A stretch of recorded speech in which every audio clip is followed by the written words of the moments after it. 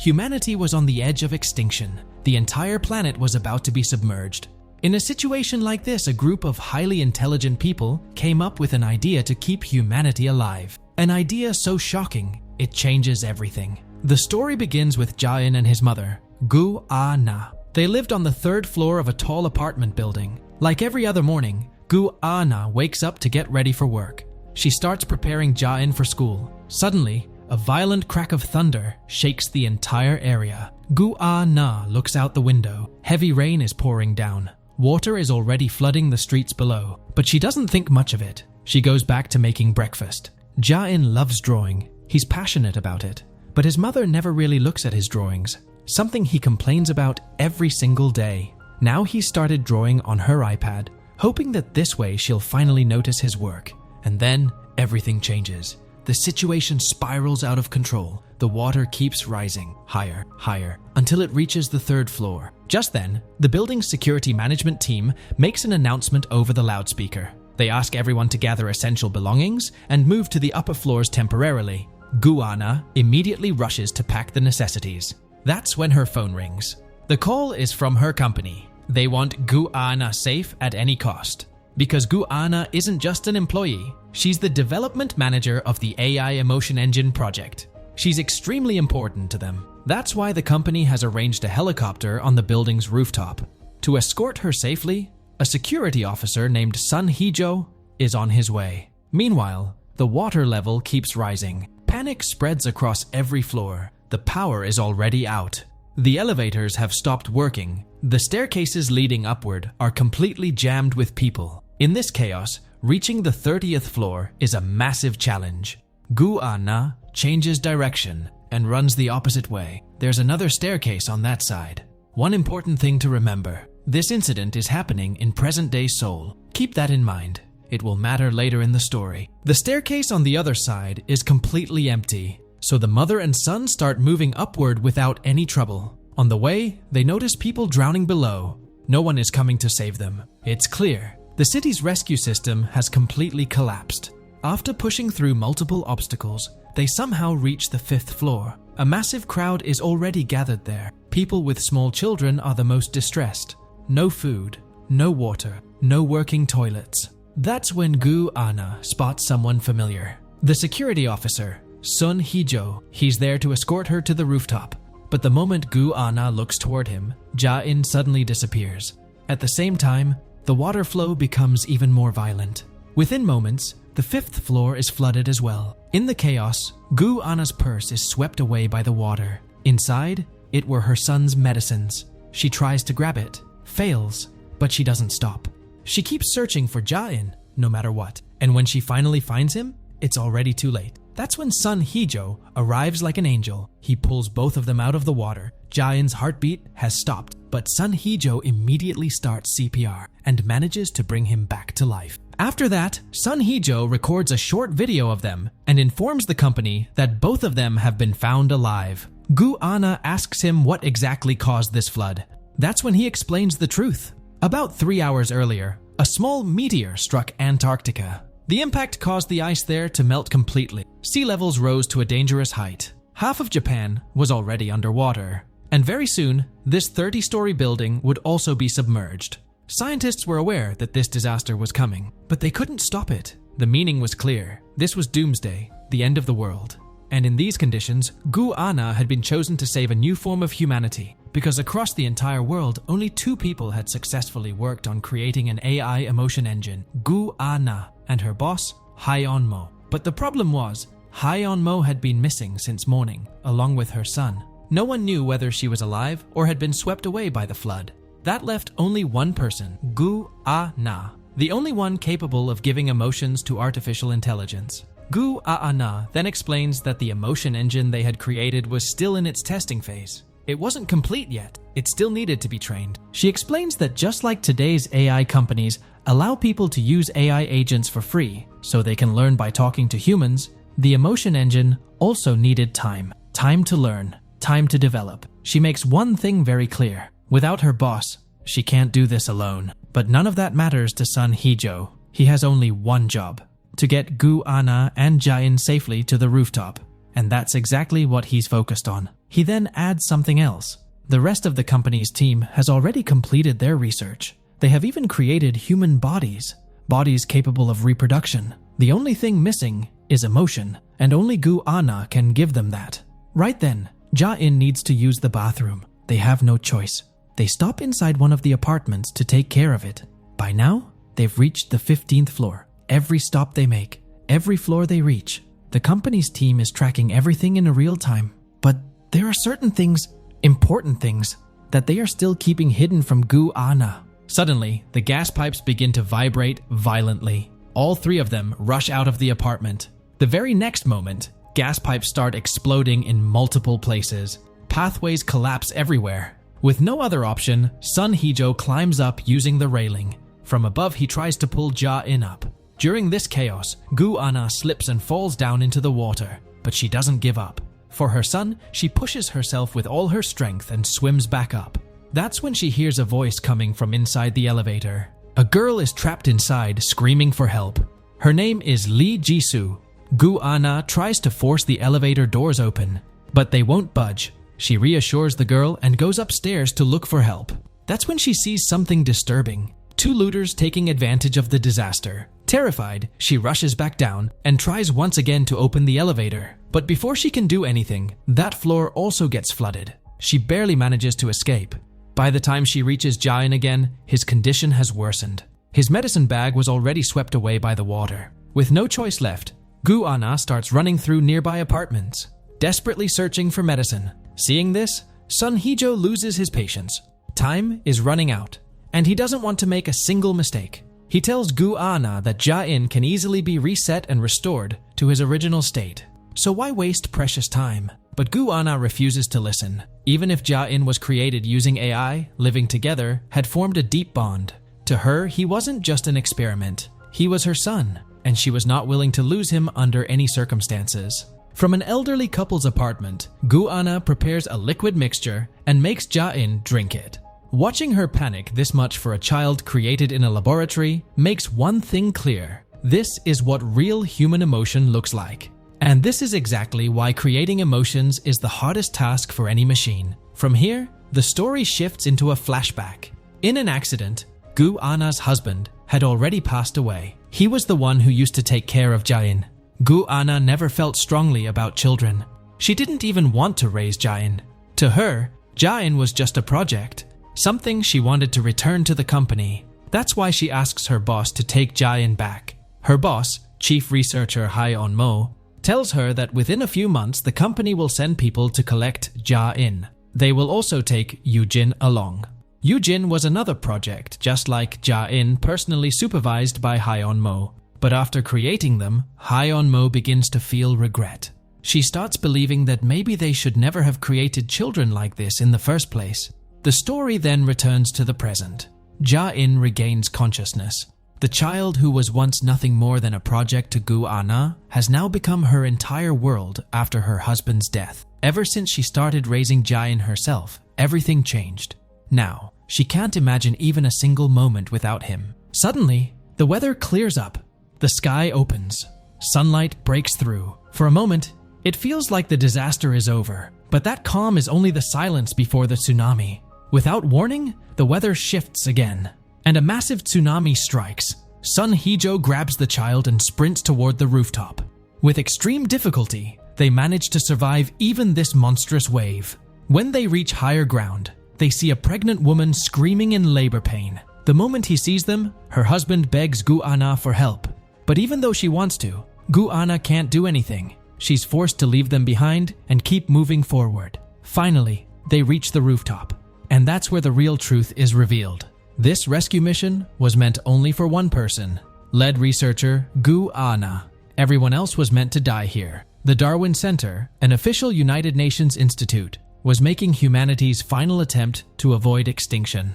Gu Ana had been selected as one of 49 special task researchers. She was about to be transported to a temporary safe location, where she would complete the development of the emotion engine. That was the order, and the very next moment, Ja-in is taken away from Gu Ana, because the data inside him has to be extracted. And to do that, Ja-in has to be killed. That's when the truth finally comes out. Gu Ana's boss, Hyonmo, had escaped with her own child for this very reason. Gu Ana falls to her knees. She begs them. She pleads. She promises she will complete the emotion engine. She will do everything they want. All she asks is to let her take Ja-in with her, but they don't listen. They're only following orders. It's clear now. To create another emotion engine, they need Ja-in's data, no matter the cost. Gu Ana cries. She begs again and again, but nothing changes. The next moment, the Darwin Center's task force kills Sun Hee-jo as well. That's when Gu Ana finally understands. A short while later, the data is extracted from Ja-in's brain. After that, they move her to the launch site. From there, she is sent into space by rocket. And moments later, humanity is erased from Earth. Every last trace. However, before that final moment, 7 rockets had already been launched from different Darwin centers around the world. Which means only one thing. The people inside those rockets are the last surviving members of the human race. Now they had only one goal left. To recreate a mother and a child. The child had already been created and fully trained. Now it was time to create the mother. Inside the lab, the process of building new bodies for both the mother and the child begins. The child already carries emotions. Those same emotions now need to be transferred into the mother. For this, Gu Ana volunteers herself as the subject. She agrees to enter a program that recreates the apocalypse on Earth exactly as it happened.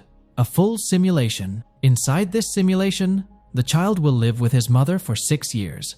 Then, on the day of the apocalypse, the child will suddenly disappear. The mother will be forced to face every danger, every obstacle, to find him. This will be her final test. She will remain trapped inside the simulation until every task is completed. Only when the mother finishes all the assigned tasks will the emotion engine be complete, and only then will they be able to send this new human race back to Earth. But while this entire process is underway, something else begins to happen. Thousands of meteors start falling from the sky. Right in front of their eyes, one of the 7 capsules shatters into pieces. And now, even the survival of the remaining capsules looks uncertain. At the same time, the first round of the simulation begins. Inside the simulation, we jump straight 6 years into the future, the exact day the apocalypse strikes. Which means over these 6 years, Gu Ana has learned a lot while living as Ja-in's mother. She has developed a deep level of human emotion, and she does everything possible to save her child, exactly as she was programmed to do. Still, she keeps failing at the final stage, again and again, because she doesn't remember the previous simulations. After this, we witness the simulation repeat 451 times. Every single time, Gu Ana wakes up in the morning, faces the apocalypse, and somehow ends up dying. The moment she dies, the simulation resets. This is where a major twist is revealed. Her son remembers the previous simulations. He remembers everything. Reliving the same day over and over again has completely exhausted him. And today, he finally asks the question, "Mom, why am I not growing older? Yesterday, I was 6. Today, I'm still 6. And tomorrow, I'll still be 6. But his mother doesn't pay attention. She dismisses his words, thinking he's just saying strange things. And once again, the cycle continues. But this time, something is different. Sun Hee-jo starts forcing Gu Ana to move forward and leave her son behind. That's when Gu Ana snaps. She grabs his gun and points it straight at him. Now it's clear. She's becoming emotionally attached to her child. Suddenly, there's a massive explosion, and she dies. This was simulation number 1931. In this simulation, she threatens Sun Hee-jo. She tells him that if anything happens to her son, she will kill every one of them. By now, she has started suspecting that the Darwin Center is behind her son's disappearance. After failing thousands of times, something inside her begins to change. She starts seeing flashes from previous simulations, fragments of memory. She swims upward, and once again she hears a girl crying from inside the elevator. Gu Ana asks her, "Is your name Lee Jisoo?" The girl is stunned. She has no idea how Gu Ana knows her name. Just like every other time, Gu Ana tries to open the elevator again, and once again, she dies. In the next scene, we learn the truth. By now, she has failed a total of 4,006 times. This is simulation number 4007. This time, she doesn't hesitate. She runs straight to the upper floor. There, she breaks a wiper rod and uses it as a tool to pry open the elevator doors. This time, She succeeds. She manages to save Lee Jisoo.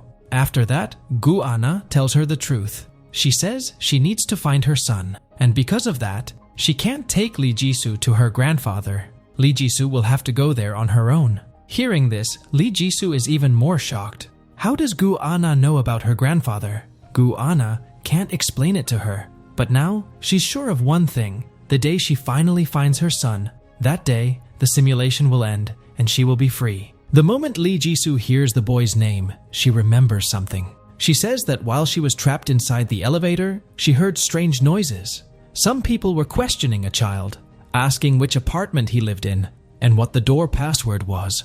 After that, she heard the sound of something being dragged. That's when Gu Anna realizes something. That dragging sound, it's still there. She follows the noise to a floor where violent sounds are coming from inside an apartment.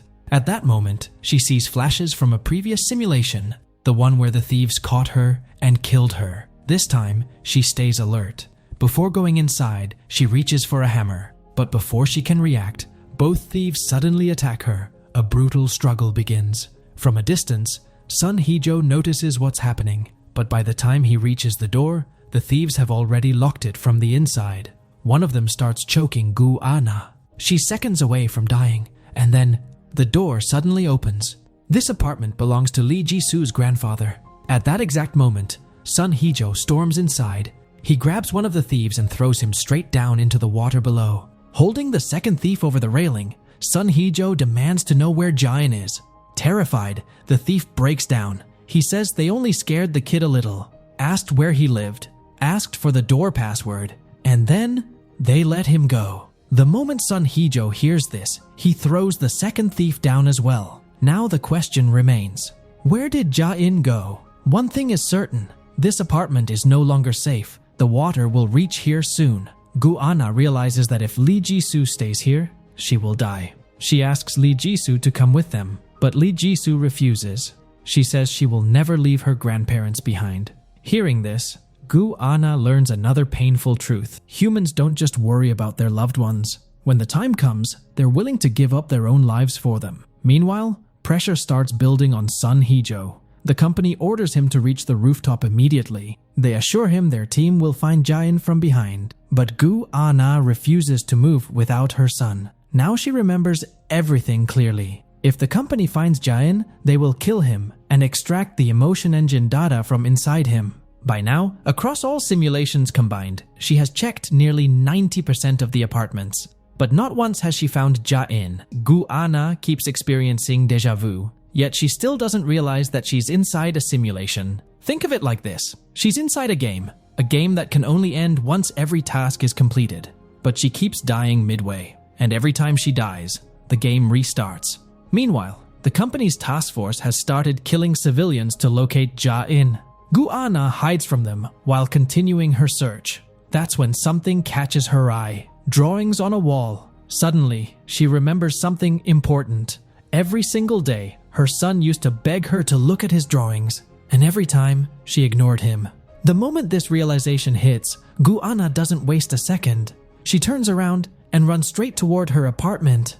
At this point, the simulation running is number 7993. Just imagine that. By now, Gu Anna has died thousands of times. On the way, she comes across the same pregnant woman again, but this time, she truly feels attachment, pain, so she helps her. In reality, these were all small emotional tasks that the real Gu Anna had designed herself. For the subject, completing these tasks was mandatory. Only then could it be proven that she was truly capable of feeling human emotions. Here, the subject sings a lullaby to a newborn baby. In a blue sky filled with stars, a small white boat drifts quietly. On that boat, there's only a tiny tree, and beside it sits a little rabbit. There's no mast, no sail, no oars to guide it. And suddenly, everything comes back to her. She remembers the truth. She is already dead. Even the 7 capsules that were sent into space, the humans inside them are gone. That's why she sings about the little boat, about the tiny tree and the little rabbit sitting beside it. The tree represents her. The little rabbit is her son, alone in space, drifting endlessly, together. However, the moment the subject dies, she forgets all of this. What she will remember in the next simulation, even she doesn't know. After helping the woman, the subject moves forward. That's when the woman tells her husband that she keeps seeing the same dream again and again. Hearing this, Gu-ana freezes, because this is exactly what her son, Ja-in, used to say. Many times he told his mother that he had drawn his dream on the iPad, but every single time, Gu-ana ignored him. Finally, in one of the previous simulations, Ja-in had sent all of his drawings to his mother's phone. When the subject looks at those drawings, she is stunned. Ja-in had drawn the exact same picture every single day. That's when Gu-ana finally understands why Ja-in kept asking why he was always 6 years old. She realizes the truth. They are trapped in a loop. That's why the same day keeps repeating over and over again. Every single day, her son was being killed. But in the previous simulation, just before dying, Gu-ana had whispered into his ear, "Son, go and hide inside the closet." Since Ja-in remembers every simulation, this time he must have actually gone and hidden inside the closet.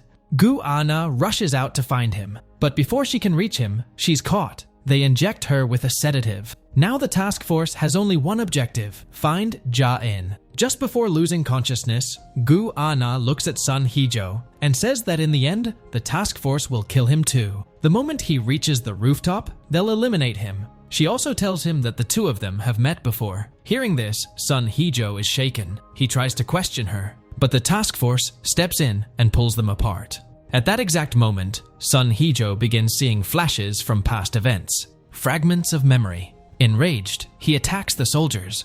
Together, he and Gu-ana take them down. After that, Gu-ana finally explains everything to him, that they are trapped inside a loop. Every day, her son disappears, and every day she searches for him. Even the conversation they are having right now has already happened hundreds of times before. She believes one thing: the day she finally finds Ja-in, that is the day this loop will break. By now, she has searched every single apartment. Only one remains: the apartment on the 30th floor, the one guarded by the company's security force.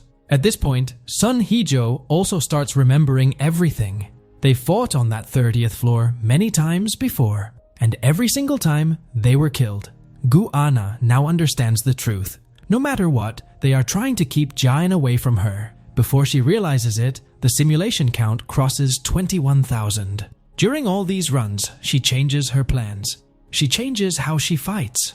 And every single day, she learns something new. Each death doesn't make her weaker, it makes her stronger. Then finally, one day, it happens. Gu-ana finds her son. And that's when she realizes something. Ja-in was hiding inside the same closet she herself had told him to hide in.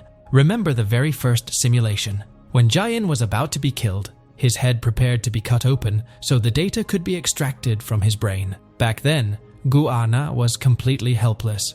But in later simulations, when flashes of past lives began returning to her, there was one time when just before dying, she leaned in and whispered into Ja-in's ear, "Son, go hide inside the closet." From that moment on, in every simulation, Ja-in hid in that same closet, waiting for his mother to come find him. But the strange part is, Gu-ana never once saw a glimpse of this moment.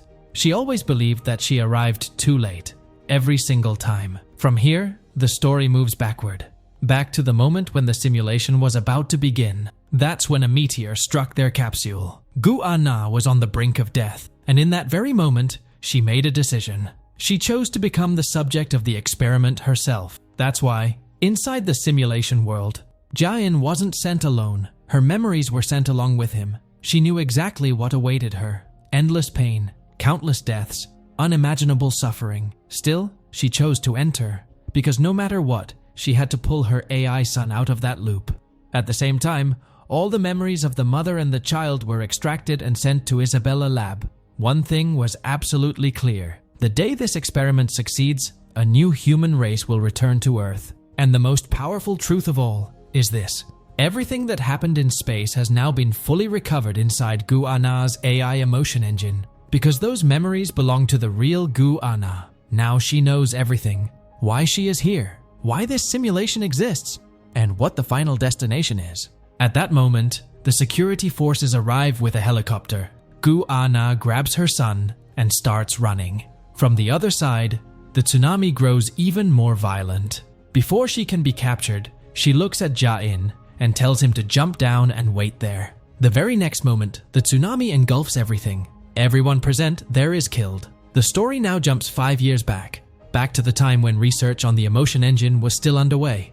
It was Gu Ah-na who presented the idea during a board meeting. She proposed that human emotions could be created through experiences. For that, she suggested creating 2 newborn children inside a lab. Children with their own thoughts and emotions. The expectation was that within 5 years, they would learn a great deal, and that's exactly what happened. As Jain grew older, he started calling Gu Ah-na Mom, but that wasn't all. When his foster father died in an accident, Jain cried uncontrollably, just like a human child. Looking at him, no one would ever believe that he was developed in a laboratory. Meanwhile, the next simulation begins. This time, Gu Ah-na jumps into the water herself. There, she sees Jain holding onto a tower, waiting for her. The moment Gu Ah-na reaches him, she understands the truth. This was the final stage of the simulation. A mother who doesn't hesitate to sacrifice her own life to save her child. The subject has completed the final emotional task, which means only one thing. The mother's emotion engine is now complete. Meanwhile, inside Isabella Lab, the bodies of the mother and the child have already been prepared. The entire process is automated, because humanity has already gone extinct. Before disappearing, humans had programmed the system in advance. The moment the mother's emotion engine reaches completion, the next phase would begin automatically. The AI system at Isabella Lab transfers emotions into the bodies of the mother and the child, and then they are sent back to Earth.